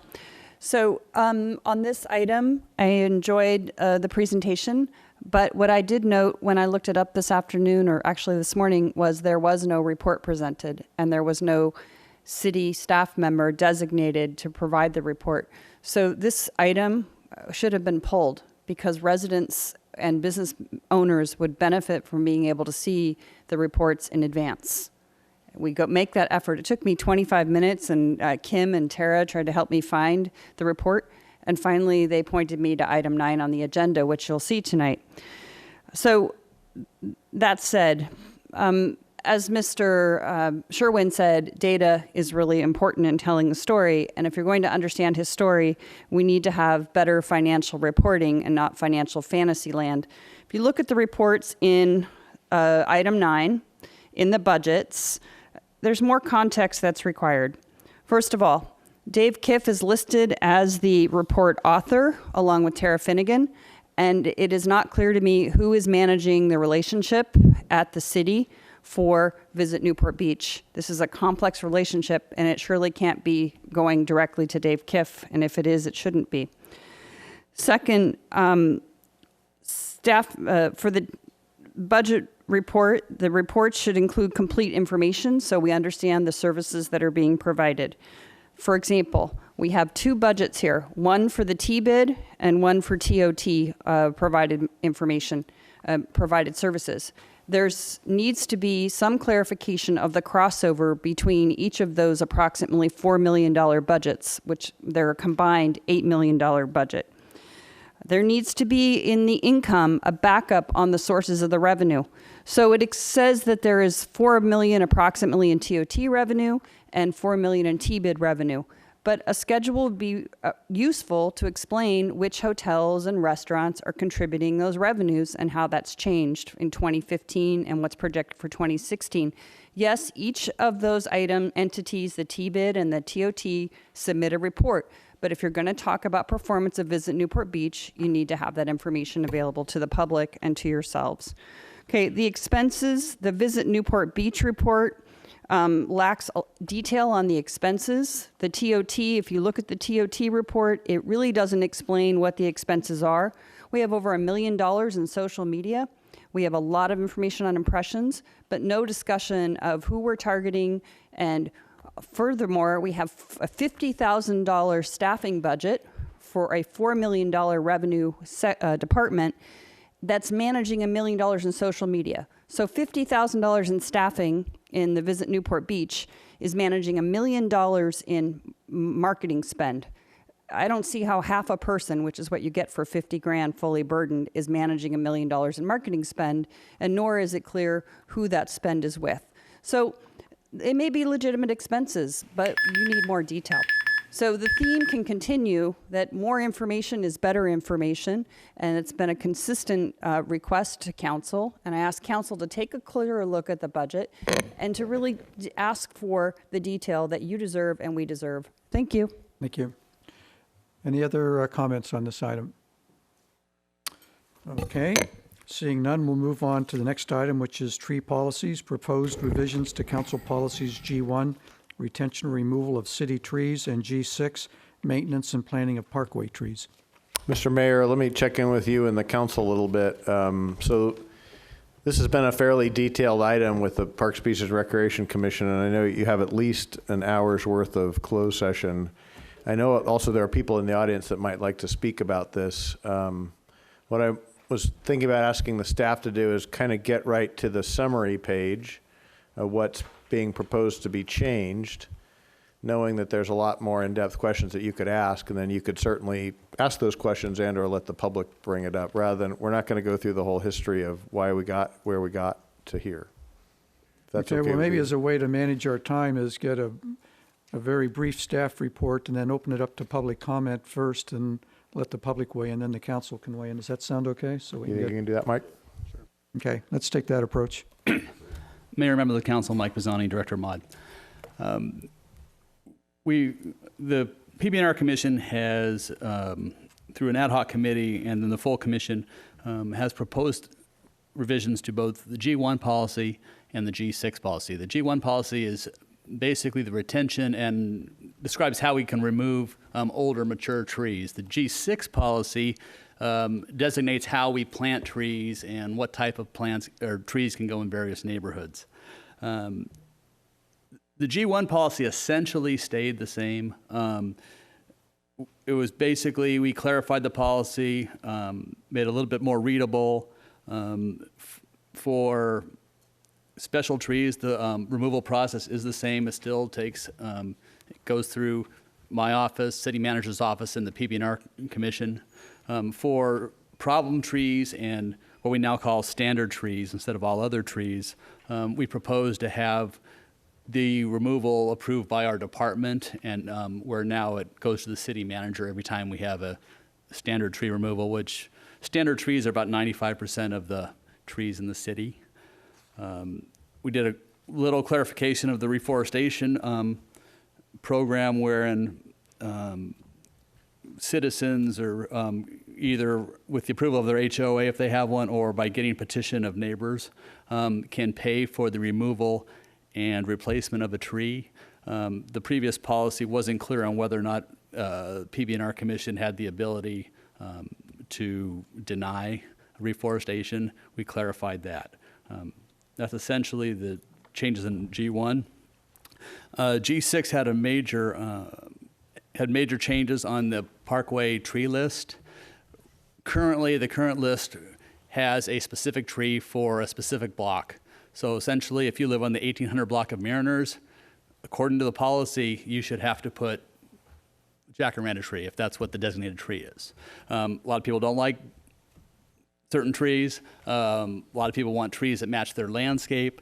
So we got with our tree contractor and have a very comprehensive list, 90 possible parkway trees that, have minimal root damage. And what we've done is we describe these trees for anything from a 2-foot parkway, 3-foot parkway, on up to an 8-foot parkway, depending on size. As you may or may not be aware, our base tree we put back in is 36-inch box trees, so they're rather large trees already that are usually a couple of years old. But if we remove a tree from somebody's front yard or parkway, we give them the tree list, and if they have a 4-foot parkway, they can select any tree that's on the 4-foot list, 2-foot list, or 3-foot list.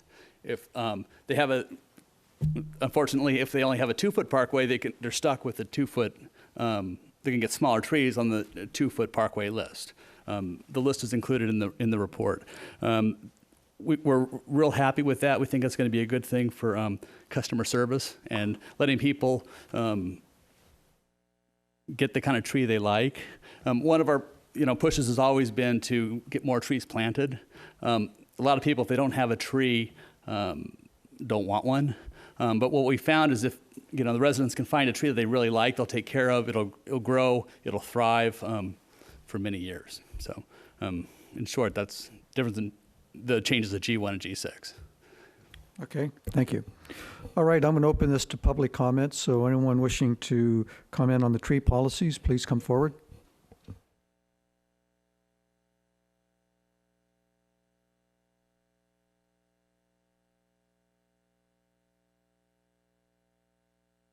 My name is Barry Allen. I live across the street. Barry, you got to speak close to the microphone for us. Thank you. Okay, you want me to speak closely to the microphone because they can't hear me otherwise? No, it's the folks at home, Nobody's ever Barry. said that before, Barry, it's the folks at home. No one's ever said that before. I'm here tonight not for myself, but for Deborah, who can't be here. And I'm going to read a letter that she is writing to you, and I have copies. I'm the president of the Harborview Hills Community Association. I want to bring to your attention that for over 50 years, our association has required essentially all of our residents to trim the trees on their property to the height of their roof to protect the bay and harbor and ocean views of the association members' homes from above them. I have lived in my home for many decades, and in my experience, essentially all of our 147 homeowners have agreed to these regulations. Our homeowners understand that our views are the backbone of our property values. The city owns trees in the parkway, on the street, and that cut across our neighborhood.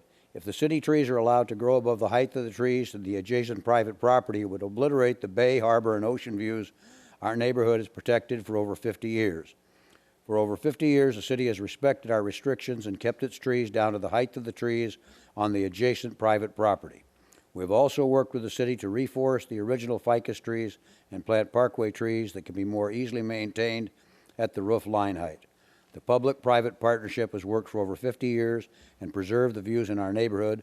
It's a true win-win.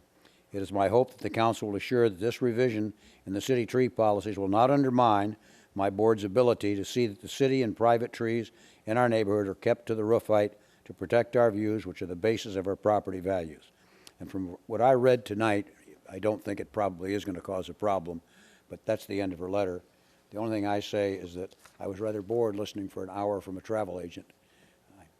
And you should require that anybody who wants to run for city council should have to be here next year to listen to this guy so that they know what they're going to have to do as a city council member. You're going to have to put up with that. Thank you very much. I have nothing else. You should have taken a walk in the park and looked at some of the art. I did that the other day, and by the way, I came to enjoy some of it, but I haven't seen the new stuff. We'll take a walk together, Barry.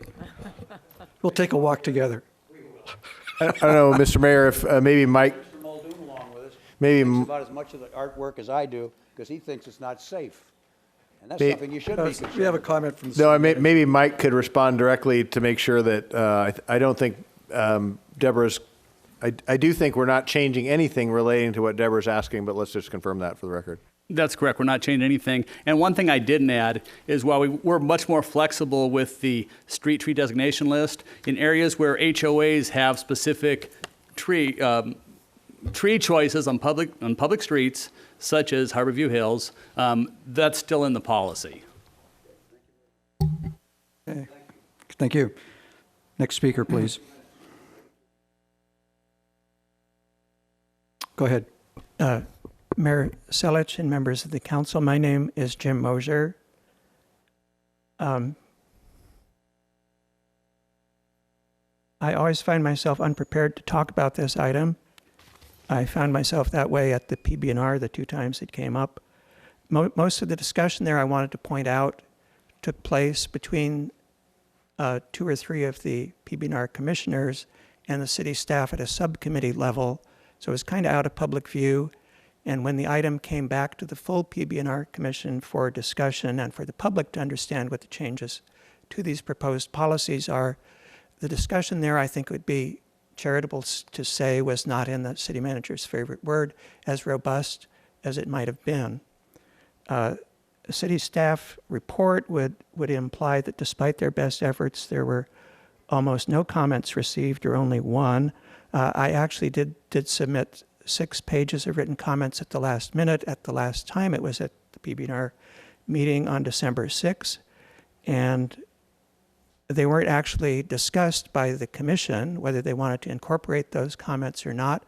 I'm very pleased and flattered to see that the staff incorporated some of them into the version that you're seeing here. But I'm not sure if the commissioners actually were on board with those or not, or quite what the history of what you're seeing now is. And so I can't say, frankly, I've read all of this carefully. I would say with respect to policy G1, there was at that time, and probably still is, a little bit of confusion between the two terms we use. One is tree removals, primarily when a citizen initiates them, and the other is reforestation. They seem to sometimes be used interchangeably. They sometimes seem to be used differently. It's a bit confusing. There's a confusion between whether when the work is and whether it should be done privately by the homeowners in their own parkway, or a builder building a new residence, or to what extent the work is to be done by city employees. I suspect that confusion is still in there. As to Mr. Allen's comments, there is a little bit that apparently was not discussed ever, and apparently not well known by the city staff itself at the end of policy G1 about view protection and tree trimming by the city. And that perhaps needs to be relooked at and strengthened. And then finally, the entire policy G6, which is proposing this new street tree list here, which you're seeing as attachment C, has a little problem coordinating that with what we have in our municipal code by ordinance, which I do not believe is mentioned in the staff report here, where we have a passage in the municipal code, section 1308.020, which was the original concept of having a single tree designated on each street. And the ordinance still requires the list, which is kept by the clerk, to have a street tree designation on every street. By the strange history of this, the list you have now is very Corona Del Mar centric. It seems mostly to be Corona Del Mar streets now have trees designated, and the rest of the city kind of has to pick from the a la carte menu. And I'm not sure that's what everybody in the city would like to see. Thank you. Thank you. Any other speakers come forward?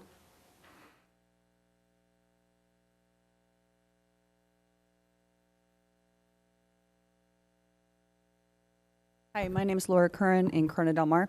So this topic of trees for people who are interested in history always raises a lot of attention.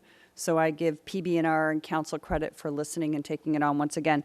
I do want to thank the staff, Mike Pisani and Dan Serino, for really looking at the idea of a variety of trees, because in the natural environment, variety is what leads to stability in the system. And I want to compliment them because they've added some trees that actually represent Orange County's native plant habitat. For example, the Prunus ilicifolia leoni is a Catalina cherry, and you can eat those cherries. If you like a tall tree and you trim it, it works real well. They added the toyon, which has nice red berries if it grows to its full size. They've added in some California sycamore if you've got water running through your parkway. It doesn't happen very often, but I'm sure we have a few. So I want to thank them for including some California trees. They created a very nice list, which you may see at the back of the report. And it's really helpful in that it describes the height and the spread of the trees. So this is really useful for residents, because if your parkway tree is 6 feet wide and the parkway is 2 feet wide, it's just not going to work. And so this gives the staff and residents a way to have good conversation about what tree is going to be a good fit. So that's good work. The only question I had about the trees was that we're moving to a policy of 36-inch trees only versus 24 or 36. And I understand uniformity, and a lot of people, and I know Barry likes to always have the big tree right away. But in some situations, a smaller tree may be a better answer because it can fit to the space better, and smaller trees grow into the size you want in a more reasonable fashion, more like they would in nature. So that would be my only question, is why we made that policy change, and if there are situations where it makes more sense to have a 24-inch tree or only 24 inches is available, can we go forward with that? So, but overall, thank you. And trees, whoever would have thought that they were such a passionate topic, but I remember when I wanted one removed from my yard, and Deborah Allen was the PB&R chair and introduced me to that topic. So thank you. Thank you. Any other comments?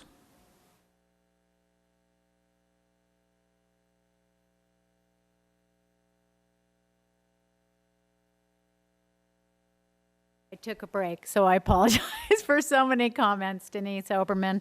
I live on the Balboa Peninsula, and the city is adding trees to that area. I also commend the staff for looking at this. I think this is a great opportunity to introduce more diversity, and also, as a matter of policy for the public and private, to encourage drought-tolerant and native species. And perhaps when the city removes trees, whether it's because of impact on public infrastructure or there's a reuse, for example, in the Lido Village, that we can look and we can allow the city and any other developers to look at an approach for a plant palette which offers more modernization and more diversity. We've got a lot of ficus trees around town, and ficus trees are a very invasive tree, particularly with their roots. We have some that are very large and maybe are considered to be landmark trees, but you know, maybe this is a good, they're also water suckers, so you know, it's a good opportunity to bring in some revitalization and a new diverse look that's also eco and friendly and drought resistant, along with being aesthetic. Thank you. Okay, any other comments? Okay, seeing none, I'll bring it back to council. Is there any comments the council wants to make to staff on this? Okay, I don't see any, so. So is there seeing none, anything- what we'll do is we'll bring these proposals back to you at a nighttime session, probably on the consent item calendar for adoption with the red line changes. So certainly if any council members wanted to take a second peek at that and wanted to pass those messages along to me, I'm happy to pass that along to staff. But thank you for your consideration of those. Okay, thanks, Dave. Hey, Madam Clerk. Public comments. The city provides a yellow sign-in card to assist in the preparation of the minutes. The completion of the card is not required in order to address the city council. If the optional sign-in card has been completed, it should be placed in the box provided at the podium. The City Council of Newport Beach welcomes and encourages community participation. Public comments are invited on items listed on the agenda and non-agenda items. Speakers must limit comments to 3 minutes per person to allow everyone to speak. Written comments are encouraged as well. The City Council has a discretion to extend or shorten the time limit on agenda or non-agenda items. Okay, any public comments? Please come forward. Okay, seeing no one, we'll adjourn to closed session. Mr. City Attorney, do you have an announcement before we do so? Yes, thank you, Mayor Salich. The City Council will adjourn to closed session, discuss agenda item 4A, meeting with City Manager Dave Kiff, Interim City Manager, Assistant City Manager Carol Jacobs, Deputy City Manager Terry Cassidy, and John Holtzman discuss labor negotiations between the city and all represented employees. Okay, adjourn to closed session.